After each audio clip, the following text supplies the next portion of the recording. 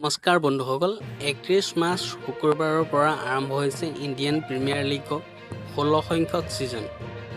বন্ধুসকল IPLত খেলুৱৈসকলৰ লগতে আম্পায়াৰসকলো বহুত ধন উপাৰ্জন কৰিবলৈ সক্ষম হৈছে। IPLত খেলুৱৈৰ লগতে আম্পায়াৰসকলেও ভাল দৰমহা পায়। খবৰ অনুসৰি আম্পায়াৰৰ দৰমহা দুটা ভাগত বিভক্ত কৰা হৈছে।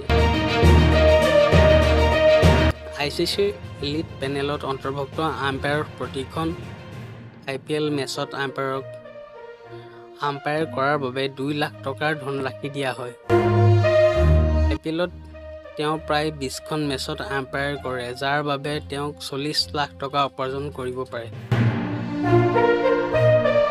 আনহাতে উন্নয়ন শাখা উপস্থিত থকা আম্পায়াৰসকলক প্ৰতিখন খেলৰ বাবে 59,000 ধনৰাশি দিয়া হয়। ইয়াৰ উপৰিও আম্পায়াৰসকলে BCCIৰ পৰা পৃষ্ঠপোষকতাৰ সুবিধা লাভ কৰে।